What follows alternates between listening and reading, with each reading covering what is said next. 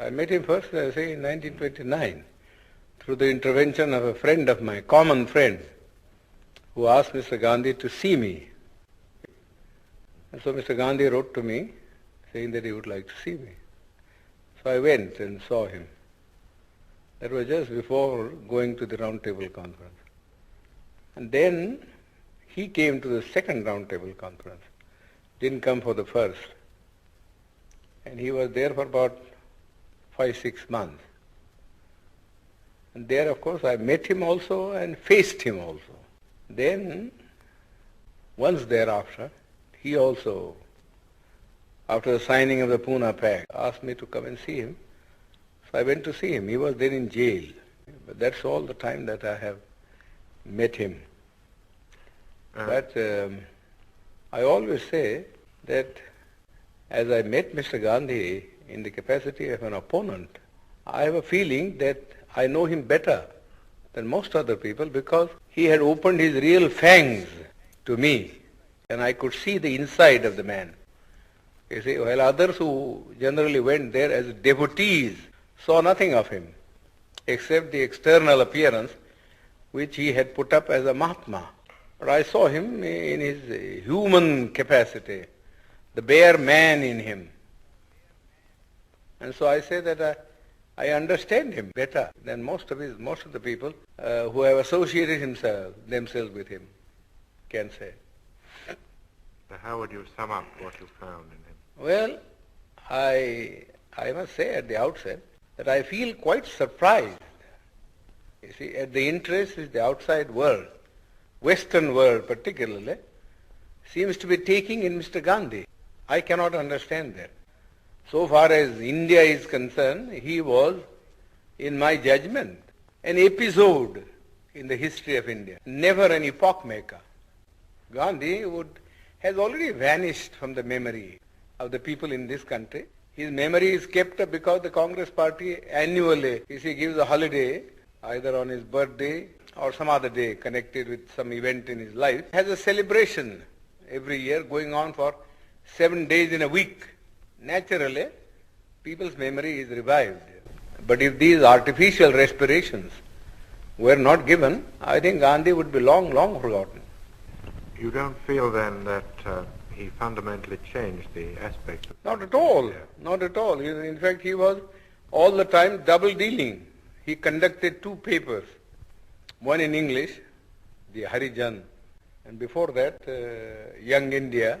And in Gujarati, he conducted another paper, you see, which is called the Deenbandhu or something like that. Now, if you read the 2 papers, you will see how Mr. Gandhi was deceiving the people. In the English paper, he posed himself as an opponent of the caste system and of untouchability, and that he was a Democrat. But if you read his Gujarati magazine, you will see him a more orthodox man. He has been supporting the caste system, the Varnashram Dharma, and all the orthodox dogmas which have kept India down all through ages. In fact, somebody ought to write Mr. Gandhi's biography by making a comparative study of the statements made by Mr. Gandhi in his Harijan and the statements made by Mr. Gandhi in this Gujarati paper. There are 7 volumes of it. The people, the Western world only reads the English paper, where Mr. Gandhi, in order to keep himself in the esteem of the Western people who believe in democracy, was advocating democratic ideals. But you got to see also what he actually taught to the people in his vernacular paper. Nobody seems to have made any reference. All the biographies that have been written of him, you see, are based upon his Harijan and the Young India, but not upon the Gujarati writings of Mr. Gandhi. Then what were his real intentions with regard to the scheduled castes in the structure? Well, he only wanted, you see, there are 2 things about the scheduled caste. We want untouchability to be abolished, but we also want that we must be given equal opportunities so that we may rise to the level of the other classes. Mere washing off of untouchability is of no consequence. We have been carrying on with untouchability for the last 2,000 years. Nobody has bothered about it. You see, nobody is bothered about it. Yes, there are some disabilities which are very harmful. For instance, people can't take water, and people can't have land, you see, to cultivate and earn their livelihood.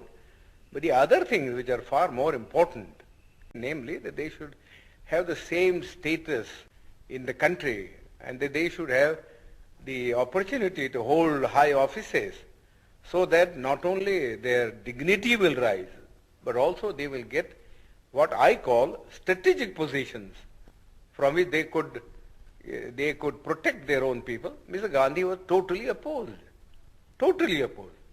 He was content with things like temple entry. Temple entry, that was all the thing that he wanted to do. Which is nobody cares for Hindu temples now. The untouchables have become so conscious of the fact that temple going is of no consequence at all. You live in the untouchable quarters, just the same, whether you went into the temple or whether you didn't enter the temple. People, just as for instance, people at one time would not allow the untouchables to travel by railways because of pollution. But now they don't mind because the railways won't make any separate arrangement.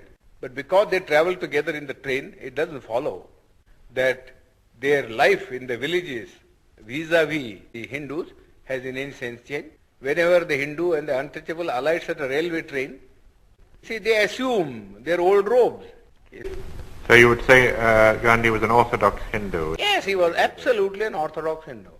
He was never a reformer. He has no dynamics in him. All this talk about untouchability was just for the purpose of making the untouchables drawn into the Congress. That was one thing.